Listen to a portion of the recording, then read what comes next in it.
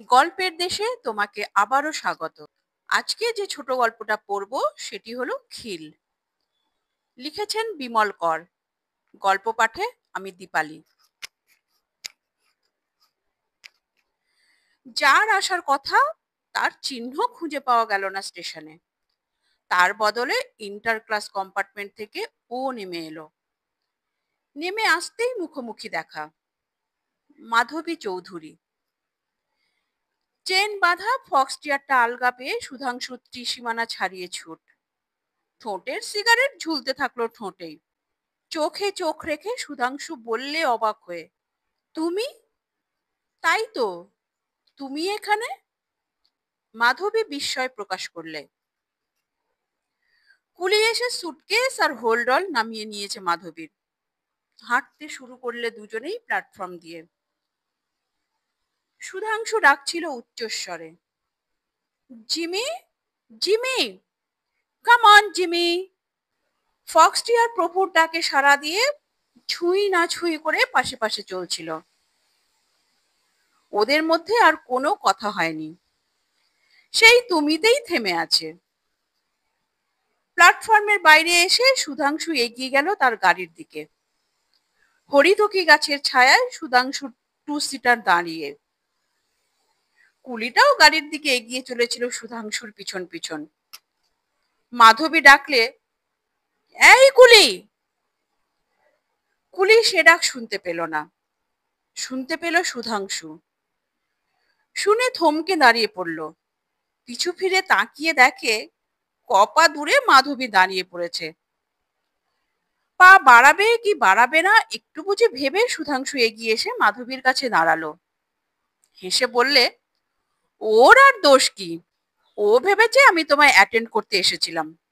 মোটরে মাল তুলছে। জ্বালাতন, ডাকো তো ওকে। মাধবীর চোখে বিরক্তি ফুটলো। ডাকবো কেন? তুলেছে যখন ভালোই করেছে। কোথায় যাবে তুমি বলো, নামিয়ে দিয়ে যাব। যাবার কোনো ঠিকানা নেই। এক রাতের মতন মাথা গোজার জায়গা খুঁজে নিতে হবে। সে কি? আমি অবশ্য ভেবে এসেছিলাম এখানে মেয়ে স্কুলের টিচারদের আস্তানায়। মাধবীর কথা শেষ হয়নি, একটা সাইকেল রিক্সা ওদের কাছে এসে থামলো। আর রিক্সা থেকে নামতে নামতে এক ভদ্রলোক সুধাংশুর দিকে তাকিয়ে বিগলিত হাসি হেসে নমস্কার জানালে করজোরে। স্যার, আপনি? সুধাংশু ঠোঁটের কোণে একটু হাসি টেনে একটা হাতের কটি আঙুল কপালের কাছাকাছি এনে মাথা হেলালো। ভালো তো? আজ্ঞে হ্যাঁ। ভদ্রলোক যেন কৃতার্থ বোধ করলেন। রিক্সাওয়ালাকে পয়সা হিসেব করে দিতে দিতে কয়েকবার তাকালেন সুধাংশু আর মাধবীর দিকে। দাঁড়িয়ে থেকে দুজনাই অস্বস্তি বোধ করছিল, বেশ বোঝা গেল। এসো, সুধাংশু বললে। মাধবী ভাবলে টিচারদের কোয়ার্টার্সেই তাকে নামিয়ে দিয়ে যাবে সুধাংশু। গাড়িতে পাশাপাশি ওরা। একটা মোড় ঘুরে গাছের ছায়ায় ছায় পিচের যে রাস্তাটা সোজা চলে গিয়েছে, সুধাংশু সেই রাস্তা দিয়ে গাড়ি ছুটিয়ে দিল। তুমি কি মেয়ে স্কুলের টিচারের ইন্টারভিউ দিতে এসেছো? মাথা নাড়ল মাধবী। কালকেই তো ইন্টারভিউ। সুধাংশু আবার বললে। তুমি দেখছি সব খবরই রাখো। রাখতে হয়, হাসলো সুধাংশু। কিন্তু এই চাকরি তো তোমার হবে না। কেন? লোক নেওয়া আগেই হয়ে গিয়েছে নাকি? না, তবে প্রাইভেটে কোনো ক্যান্ডিডেট। না না, নট দ্যাট। আমি অ্যাপ্রুভ করব না। মাধবীর কাছে হেঁয়ালি ঠেকছিল সুধাংশুর কথাবার্তা। সেকেন্ড গিয়ারে গাড়ি তুলে সুধাংশু বললে, রিক্সা থেকে যে ভদ্রলোক নামলেন তখন, উনি বলরাম বাবু, স্কুলের সেক্রেটারি। অতি সজ্জন ব্যক্তি। আজই স্কুলের কমিটি মেম্বারদের বাড়ি বয়ে গিয়ে খবরটা জানিয়ে দেবেন। স্কুলের প্রেসিডেন্ট একটি সুন্দরী মহিলাকে কলকাতা থেকে আনিয়েছেন স্কুলের হেড মিস্ট্রেসের পদে বরণ করে নেবার জন্য। স্বচক্ষে স্টেশনের দিনে দেখে এসেছেন সে দৃশ্য। সুধাংশু হঠাৎ একটা ব্রেক কষলো, হাসলো আপন খেয়ালেই। তারপর বললে, আমি এখন ব্যাচেলার। বলরাম বাবুরা সেজন্য বড়ই উদ্বিগ্ন থাকেন, কিন্তু নেহাতি মুনশেফির জোরে প্রেসিডেন্ট কিনা, তাই একটু মুশকিল। মাধবী হঠাৎ অত্যন্ত অসহায় বোধ করলে। অসহায় এবং বিরক্ত। কি আশ্চর্য! আমি তো জানতাম না তোমার সঙ্গে এভাবে দেখা হতে পারে। আমিও জানতাম না। তোমার শেল্টার আমি চাইনি। আমিও তোমার শেল্টার দিতে আসিনি, কিন্তু এখন দিচ্ছি। মাধবী চুপ। তুমি কি আগের স্কুলের চাকরি ছেড়ে দিয়ে এসেছো? না। তবে দুশ্চিন্তা নেই। এখানে চাকরি করলে তোমায় নিয়ে আড়ালে কথা হবে। আমিও বাদ যাব না। আমাদের এই হঠাৎ দেখা হওয়াটাই অভিশাপ হলো তোমার পক্ষে। মাধবী আশা ভরসা ছেড়েই দিয়েছিল। অনেক কটা টাকা যাতায়াতে অযথাই খরচ হয়ে গেল, তাই মনটা খচখচ করছিল। চাকরি পেলেও সুধাংশু যে স্কুলের প্রেসিডেন্ট, সেখানে মাধবীও থাকতো না। সুধাংশুর শেষ কথাটা কানে যেতে মাধবী মুখ ফিরিয়ে দেখলো তাকে। ওদের দুজনে হঠাৎ দেখা হওয়াটা যে মাধবীর পক্ষে অভিশাপ বিশেষ, এ সত্য অনেকদিন আগেই জানা হয়ে গিয়েছিল তার। কাজেই কথাটা নতুন নয়, তবে নতুন করে আবার শোনা গেল। ডাউন ট্রেনে আমি ফিরে যাই তবে। কখন ট্রেন? শুধালো মাধবী। সন্ধেবেলায়। সারাদিন আর গাড়ি নেই? ছিল, খুব ভোরে, প্রায় শেষ রাতেই বলা চলে। আবার চুপ দুজনেই। সুধাংশুর শার্টের কলার হাওয়ায় উঠছে। মাধবীর চুলগুলো মুখে কপালে উড়ে পড়ছে, জড়িয়ে যাচ্ছে চশমায়। কোথায় যাচ্ছি? মাধবী সামনের দিকে তাকিয়ে মৃদু গলায় বললে, আমার বাংলোয়। সুধাংশু আর একটা মোড় ঘুরে স্পিড কমিয়ে আনলে মোটরের। টেবিলে খেতে বসেছে দুজনে। স্নান সেরে হালকা সবুজ রঙের শাড়িটি পরেছে মাধবী। চুলগুলো সদ্য ভিজে, এলো হয়ে পিঠে ছড়িয়ে রয়েছে, মুখে সামান্য একটু পাউডারের ছিটে। সুধাংশুর পরনে পাজামা, গায়ে হাফ হাতা শার্ট। ঘরটা বেশ ঠান্ডা। মাথার উপর ফ্যানটাও ঘুরছে ধীরে। দরজায় খস ঝুলছে, সারসি আধ ভেজানো। বেশ একটা ছায়াচ্ছন্ন স্নিগ্ধতা। বছরে বেশ রোগা হয়ে গিয়েছো তুমি। সুধাংশু চামচে করে মুখে ভাত তুলতে তুলতে বললে, তুমি বেশ মোটা হয়েছ। মাধবী চোখ না তুলেই হাসলো। অ্যালকোহলিক ফ্যাট নয়। আমি কি তাই বলেছি? এবার চোখ তুলল মাধবী।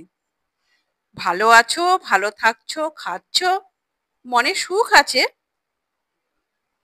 সুখ আছে, তবে চিত্তে শান্তি নেই। হাসলো সুধাংশু। মাধবীর মুখ দিয়ে বেফাঁস বেরিয়ে গেল, একটা বিয়ে করে ফেলো। ভাবছি করব, ঠিক করেই ফেলেছি। আজই একটি পাত্রী আসার কথা ছিল। বাবা, বাড়ি বয়ে এসে কন্যাপক্ষ কন্যা দেখিয়ে নিয়ে যাচ্ছে? মাধবী ঠোঁট ওল্টায়। কন্যাপক্ষ বলতে কন্যাই শুধু। তিনি একাই আসছিলেন, তাকে আনতে স্টেশনে গিয়েছিলাম। মাধবীর চামচ থেকে মাছের টুকরোটা প্লেটে পড়ে গেল। চোখ তুলতেই দেখে সুধাংশু ওর দিকে তাকিয়ে হাসছে। চোখ নামিয়ে নিল মাধবী। আশ্চর্য একটা অস্বস্তিতে সংকুচিত হয়ে উঠল ও। চুপ করে থাকায় আবহাওয়াটা যেন আরো অস্বস্তিকর হয়ে উঠতে লাগলো।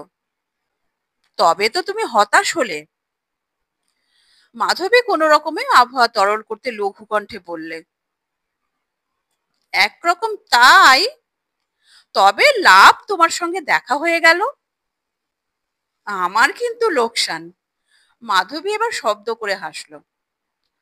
আবহাওয়াটা আরো তরল করতে চায় ও। একটু পরে মাধবী বললে, যিনি আসছিলেন তিনি বুঝি তোমার পূর্ব পরিচিতা? হ্যাঁ। সন্ধ্যের ডাউন ট্রেনে ফেরার জন্য মাধবীর তাড়া ছিল হয়তো, কিন্তু দুপুরে ঘুমিয়ে পড়েছিল বেচারি। সারা রাত্রি ট্রেন জার্নি করে এসেছে, মনে যথেষ্ট উদ্বেগও বুঝি ছিল। ঘুম হয়নি হয়তো রাত্রে। সুধাংশুর বাংলোয় ঠান্ডা নিরিবিলি ঘরে নরম বিছানায় শুয়ে ঘুমিয়ে কাঁদা। ঘুম ভাঙলো যখন, তখন বিকেল শেষ। গোধূলির আলো শিশু গাছের পাতায় ফিকে হয়ে এসেছে। তবু তাড়াতাড়ি করে কাপড় ছেড়ে বেরিয়ে এলো মাধবী। সুধাংশু গাড়ি বার করলে গ্যারেজ থেকে, স্টার্ট দিয়ে বললে, আর মাত্র 10 মিনিট, পারবে কি গাড়ি ধরতে? তোমার দয়া হলেই পারবো। সুধাংশু সাধ্যমতো স্পিড তুলেছিল গাড়িতে, কিন্তু মাঝপথে গিয়ে অচল হলো টু সিটার। পেট্রোল ফুরিয়েছে। তাড়াতাড়িতে বেরোবার সময় ট্যাঙ্কটা ভর্তি করে নেয়নি সুধাংশু, ভুলে গিয়েছিল একেবারেই। মাধবী রাস্তায় নেমে এসেছিল, কপালে বিরক্তি ফুটিয়ে বললে, এখন কি করি? চলো হেঁটে হেঁটে বাড়ি ফিরি, বাংলোয় গিয়ে পেট্রোল সমেত লোক পাঠাবো, গাড়ি নিয়ে যাবে। আশ্চর্য! মাধবী ভ্রু কুঞ্চিত করলে, তোমার গাফিলতির জন্য এত দুর্ভোগ, এখন রাত কাটাতে হবে। উপায় কি? সুধাংশু ট্রাউজারের পকেট থেকে রুমাল বের করে ঘাড় মুছতে মুছতে বললে। রাত্রে খাবার টেবিলে বসে ওরা এমন সব কথাবার্তা শুরু করলে, যার সঙ্গে নিজেরা কোনোভাবেই যুক্ত নয়। দুজনেই কেমন যেন সচেতন, কোনো রকমের ব্যক্তিগত কথা যেন কোনোভাবেই না উঠে পড়ে। সুধাংশু হয়তো বললে, এখানে মাংসটা সব সময় অ্যাভেলেবেল, মাছ বড় একটা পাওয়াই যায় না। তোমার রান্না বান্না বেশ ভালোই করে দেখছি। হ্যাঁ, লোকটাকে বিস্তর তোষামত করে রেখেছি। কিংবা কথা ওঠে, এখানে বর্ষাকালে ব্যাঙরা যখন ডাকে তখন তার শব্দ কি লোভনীয়। অথবা আশ্বিন মাসের সকাল কি সুন্দর এখানে। মাধবী কথা প্রসঙ্গে 2-4 জন বন্ধুর খবর দেয়, কে বিয়ে করেছে, কে মরেছে, কে স্কলারশিপ নিয়ে বিলেত গেল। খাওয়া শেষ হলে আরো একটু গল্প। তারপর সুধাংশু বললে, কালকে ভোরের ট্রেনেই যাচ্ছ তাহলে? নিশ্চয়ই। আর্লি মর্নিং এ ট্রেন, 5টা 7-এ। আমি তৈরি থাকবো, তুমি অনুগ্রহ করে উঠলেই বাঁচি। এখন মাধবীকে অন্যরকম দেখাচ্ছিল। রুক্ষতা যদিও বা একটু থেকে থাকে, চোখে কিন্তু সে রুক্ষতা ওর সৌন্দর্য হরণ করেনি, বরং একটু বুঝি দীপ্তই মনে হচ্ছে। গায়ের শাড়িটা আবার পাল্টেছে মাধবী। এবার পরনে ঘন নীল শাড়ি, প্রান্তে সরু জরির পাড়, ব্লাউজটা সাদা, প্রান্তে একটি লতার কাজ, খোপাটা এলো করে বাঁধা, ঘাড়ে ভেঙে পড়েছে। পাতা সমেত দুটি বেলকুড়ি ওর চুলে। সুধাংশু মাধবীর এরূপ লক্ষ্য করছিল কিনা স্পষ্টতা বোঝা গেল না। টেবিল থেকে উঠে শোবার ঘরে এসে বললে, এইটে তোমার ঘর, পাশেই আমি থাকলাম। সুধাংশু একটু তাকালো এদিক ওদিক, তারপর বললে, ওদিকের সব দরজাই বন্ধ, এইটেই খোলা, আমি পাশেই থাকলাম, খিল বন্ধ করে দিও। মাধবী কথা বললে না, সুধাংশুই দরজাটা টেনে দিলে। মাঝরাত বুঝি তখন। মাধবীর একটু তন্দ্রা এসেছিল, বুকটা ধুক ধুক করে উঠল। পাশের ঘরে কিসের যেন শব্দ উঠল খুটখুট। ঘর অন্ধকার। মাধবী সেই অন্ধকারেই দরজার দিকে তাকালো তীক্ষ্ণ চোখে। অনেকক্ষণ অসাড় হয়ে পড়ে থাকলো। এই বুঝি, না, কেউ নয়। সুধাংশুর গালে মশারির একটা অংশ হাওয়ায় ফুলে এসে ঠেকতেই চমকে উঠেছিল ও। কাঠ হয়ে শুয়ে থাকলো চোখ বুজে। স্পর্শটা কি গভীর হবে? অনেক অনেকক্ষণ কেটে গেল। মনে হলো না আর কোনো স্পর্শ পাওয়া সম্ভব। তবে যা ভেবেছিল ও তা না। মাধবী! সুধাংশু ডাকলো দরজায় দাঁড়িয়ে। উঠেছি! ঘরের ভেতর থেকে জবাব এলো মাধবীর সঙ্গে সঙ্গেই। বাতি জ্বলে উঠল, দরজা খুলে গেল। কোনো শব্দ শোনা গেল না। 4:30 বাজে। মাধবীর দিকে অর্থপূর্ণ দৃষ্টিতে তাকাতে তাকাতে বললে সুধাংশু, মুখ ধুয়ে নাও, আমি একটু চা করে নিচ্ছি। চা খেতে বসে বারবার হাই তুলছিল মাধবী।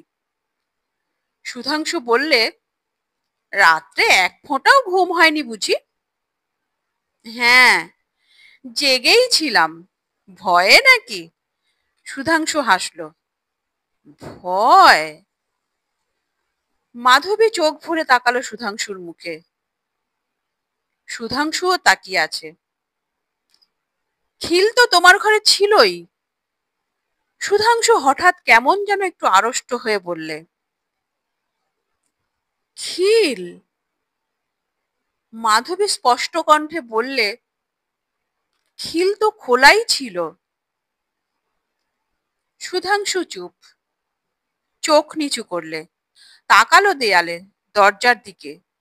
দরজাটার ওপাশে খিল ছিল না, সারা রাত খোলাই ছিল। আমিও জেগেছিলাম সারা রাত। আস্তে আস্তে বললে সুধাংশু। এ ঘরের এপাশেও খিল ছিল না। দুজনাই চুপ। ফক্স টিয়াটা এত সকালেও উঠে ডাক দিয়েছে।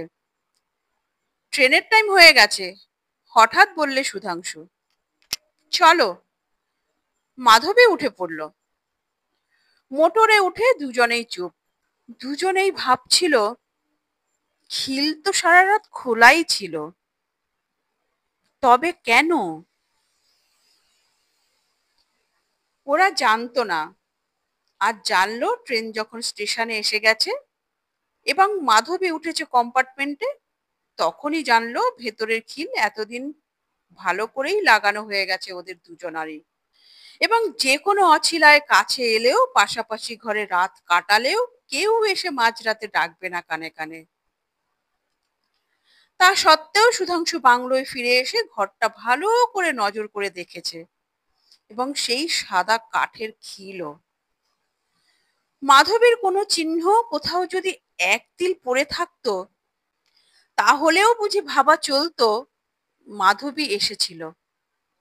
কিন্তু কিছু নেই। এক বিন্দু ধুলো, একটু ভাঁজ, মাথার একটু চুলও না। সত্যি কি মাধবী এসেছিল? সুধাংশু ভাবল। অথবা অন্য কেউ, কিংবা কেউই নয় হয়তো। নমস্কার। গল্পের দেশের আজকের এই নিবেদন কেমন লাগলো তা কমেন্ট করে অবশ্যই জানাবে। ভালো লাগলে লাইক করে দিও এবং তোমার প্রিয়জনদের সঙ্গে প্রচুর প্রচুর প্রচুর শেয়ার করো, এবং আরো এই ধরনের নিত্য নতুন অডিও স্টোরি শোনার জন্য চ্যানেলটির সঙ্গে জুড়ে থাকো। চ্যানেলে যারা নতুন এসেছো তারা চ্যানেলটিকে সাবস্ক্রাইব করে বেল আইকনটি প্রেস করে রাখো, যেন পরবর্তী নোটিফিকেশন সবার আগে তোমার কাছে পৌঁছায়। তোমরা স্টোরি শোনার পাশাপাশি যারা কুকিং এ ইন্টারেস্টেড, তারা আমার মায়ের আদরে রান্না নামে একটি কুকিং চ্যানেল আছে, লিংক ডেসক্রিপশন বক্সে দেওয়া আছে, তোমরা সেখানে ভিজিট করতে পারো। আর অনেক ভালোবাসার সঙ্গে অপেক্ষা করো আমার পরবর্তী গল্পের জন্য। তাহলে পরবর্তী এপিসোডে আবার দেখা হবে। ততক্ষণের জন্য সবাই সুস্থ থেকো, ভালো থেকো, নিজেদের খেয়াল রেখো, যেটা ভীষণ ইম্পর্টেন্ট।